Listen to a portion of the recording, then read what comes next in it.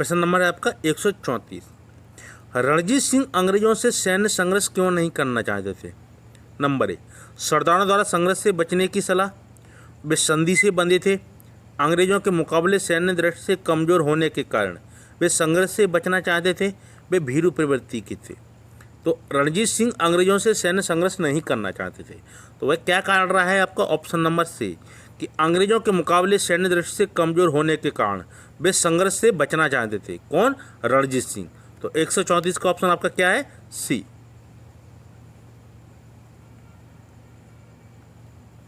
अगला प्रश्न आपका 135। रणजीत सिंह ने सुप्रसिद्ध कोहिनूर हीरा प्राप्त किया था जमान शाह से, शाह शुजा से, दोस्त मोहम्मद से, शेर अली से। तो रणजीत सिंह ने सुप्रसिद्ध जो कोहिनूर हीरा था वह किससे प्राप्त किया था? वह प्राप्त किया था शाह शुजा से। Option number B.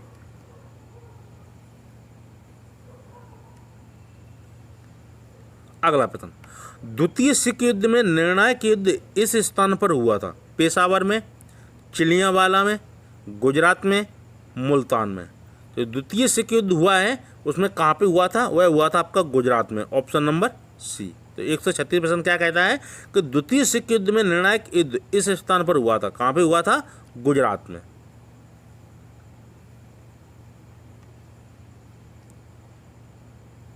अगला प्रश्न आपका 137। रणजीत सिंह का वित्त मंत्री कौन था? दीनानाथ, गुलाब सिंह, हरे सिंह नलवा, सावरमल। तो रणजीत सिंह हैं, इनके वित्त मंत्री कौन थे? तो वह थे आपके ऑप्शन नंबर ए, दीनानाथ। तो रणजीत सिंह के वित्त मंत्री कौन थे? दीनानाथ।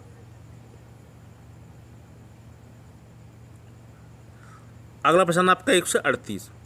महाराजा रणजीत सिंह के उत्तराधिकारी हुए थे खड़क सिंह, हरिहर सिंह नलवा, शेर सिंह, नैनीहाल। तो महाराजा जो रणजीत सिंह थे उनके उत्तराधिकारी कौन हुए? तो वे हुए हैं आपके Khadak Singh. Option number A. तो 138 का ऑप्शन कौन सा सही है आपका? ए।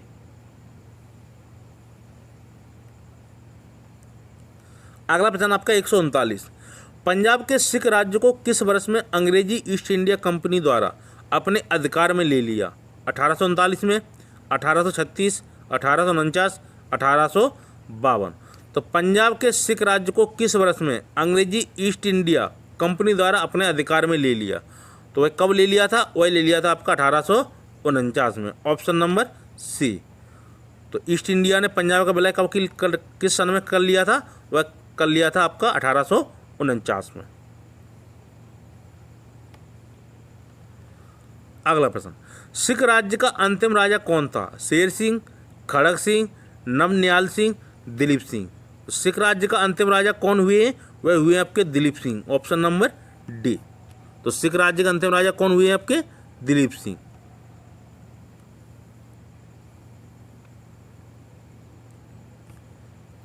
अगला प्रश्न आपका 141।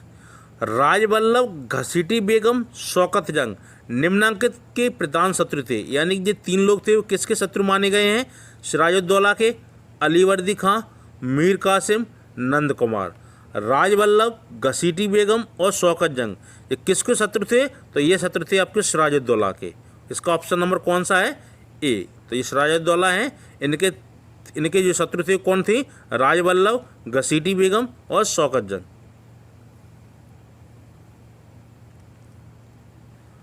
अगला प्रश्न, पंजाब के विलय के पश्चात पंजाब पर शासन करने के लिए निम्नांकित में से कौन तीन की परिषद का सदस्य नहीं था? जब पंजाब का विलय कर लिया जाता है ईस्ट इंडिया कंपनी द्वारा, तब 3 सदस्यीय परिषद बनाई जाती है। उसमें से आपके कौन से सदस्य नहीं है वह आपको बताना है। 142 का प्रश्न है। तो वह आपके सदस्य कौन कौन से हैं? Sir Henry Lawrence, H.M. Elliot, John Lawrence, Robert Montgomery. तो वह 3 सदस्यीय परिषद के सदस्य नहीं हुए। वह सदस्य नहीं थे आपके ए और B, sir Henry Lawrence, H.M. Elliot. तो इसका ऑप्शन नंबर ए और बी दोनों होगा। ठीक है, 2 थे जॉन लॉरेंस और रॉबर्ट मॉन्टगोमरी।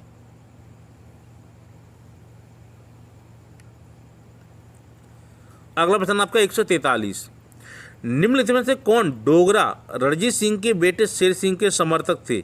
ध्यान सिंह, गुलाब सिंह, सुच्चा सिंह, ये सभी। तो निम्नलिखित में से कौन डोगरा रणजीत सिंह के बेटे शेर सिंह के समर्थक थे? वह थे आपके गुलाब सिंह।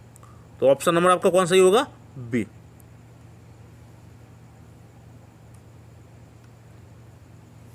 अगला प्रश्न आपका 144, आज रणजीत सिंह की मृत्यु हो गई, एक सिख सैनिक द्वारा यह कथन किस अवसर पर कहा गया? 1840 का सोबराव युद्ध, 1809 की अमृतसर संधि, 1846 की लाहौर संधि, 1849 का गुजरात का युद्ध। क्या प्रश्न है आपका 144? आज रणजीत सिंह की मृत्यु हो गई, एक सिख सैनिक द्वारा यह कथन किस अवसर पर कहा गया था? तो यह कथन आपका कहा गया था कब? 1809 में अमृतसर की संधि हुई थी, तब से सैनिक द्वारा क्या कहा गया था कि आज रणजीत सिंह की मृत्यु हो गई। अगला प्रश्न आपका 145, राजा रणजीत सिंह ने 1809 में अमृतसर की संधि किससे संपादित की जिससे उस सतलज के उत्तर में विस्तार की स्वतंत्रता प्राप्त हुई? इंदौर के होलकर से की, पेशवा बाजीराव द्वितीय से, ग्वालियर के सिंधिया से, ईस्ट इंडिया कंपनी से। तो 145 का सब आपका आंसर क्या है? वह है आपका ऑप्शन नंबर डी। राजा रणजीत सिंह ने 1809 में अमृतसर की संधि किससे संपादित की जिससे उस सतलज के उत्तर में विस्तार की स्वतंत्रता प्राप्त हुई? तो वह किससे की थी संधि? वह की थी ईस्ट इंडिया कंपनी से।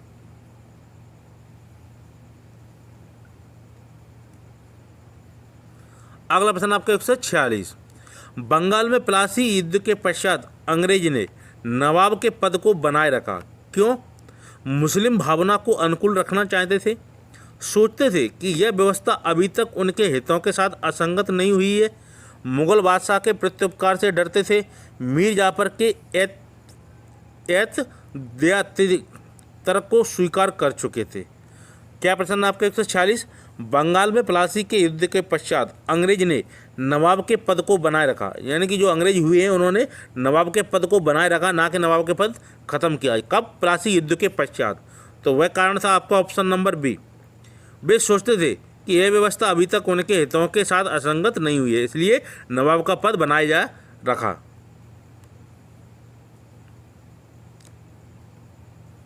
अगला प्रश्न आपका 147, मीर कासिम और ईस्ट इंडिया कंपनी के बीच झगड़े का मुख्य कारण क्या था? राजधानी का मुंगेर में स्थानांतरण, रामनारायण की हत्या, कंपनी द्वारा अंतर्राज्यीय व्यापार का पूर्ण उन्मूलन कर दिया गया, कंपनी के अधिकारियों द्वारा बिहार में किलों की तलाशी।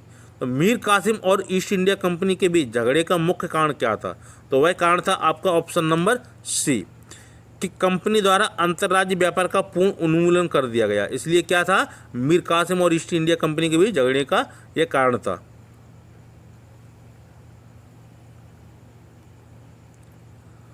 अगला प्रश्न, 18वीं सदी के पूर्वार्ध में बंगाल के नवाबों की राजधानी निम्नलिखित में से कहाँ थी? बर्दवान, कलकत्ता, मुर्शिदाबाद, ढाका। 18वीं सदी के पूर्वार्ध में बंगाल के नवाबों की राजधानी वह कहाँ थी आपकी? वह थी आपकी मुर्शिदाबाद में, ऑप्शन नंबर सी।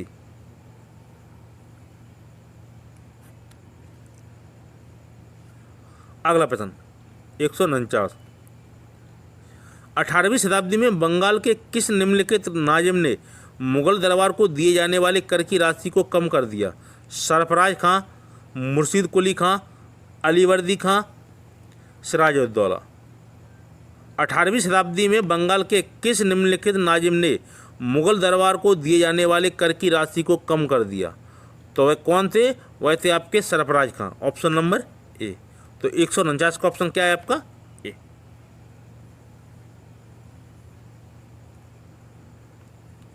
अगला प्रश्न आपका 150, निम्नलिखित में से किसने फतेहचंद को जगत सेठ की उपाधि प्रदान की?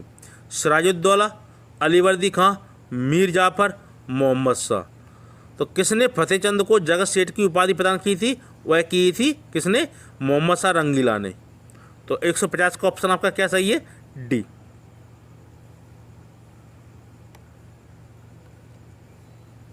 अगला प्रश्न आपका 151, 18वीं शताब्दी में भारत में फ्रांसीसियों के सफल न होने का निम्नलिखित में से कौन सा एक कारण था?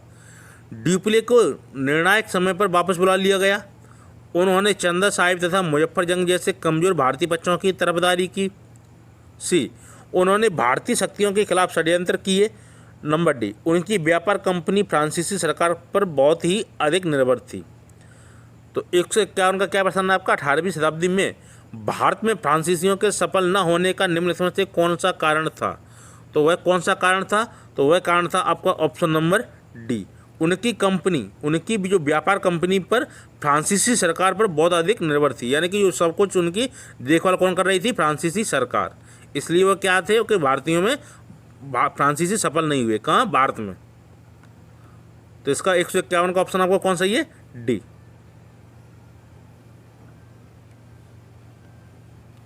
अगला प्रश्न, निजाम उल मुल्क ने किस स्वतंत्र राज्य की स्थापना की? हैदराबाद, हसनपुर, कंदहार, बुरहानपुर। तो 152 का ऑप्शन आपका कौन सही है? वह है आपकी हैदराबाद। तो निजाम उल मुल्क ने स्वतंत्र राज्य की स्थापना की, कहाँ पे की थी? हैदराबाद में।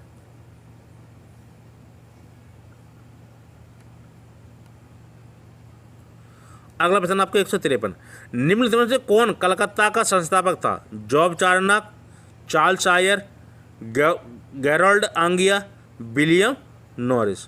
तो कौन कलकत्ता का संस्थापक था? तो कलकत्ता का संस्थापक आपका कौन था? वह था जॉब चार्नक। ऑप्शन नंबर ए।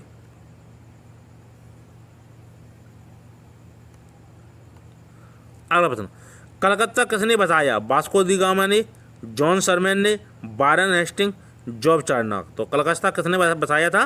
वह बसाया था आपका जॉब चार्नक ने। Option number D. अगला प्रश्न आपका 155, मीर जाफर के शासनकाल में अंग्रेजों की नीति में एक महत्वपूर्ण मोड़ आया। नंबर ए, एक गुट को दूसरे के विरुद्ध लड़ाना। नंबर बी, सने सने नवाब के अधिकारों को समाप्त करना। नंबर सी, बंगाल में हिंदू अधिकारियों को संरक्षण। नंबर डी, अंग्रेजों के सहयोगियों को संरक्षण। तो प्रश्न आपका क्या है? वह है मीर जाफर के शासनकाल में अंग्रेजों की नीति में एक महत्वपूर्ण मोड़ आया। तो वह कौन सा मोड़ था? तो वह था आपको ऑप्शन नंबर बी, सने सने नवाब के अधिकारों को समाप्त करना।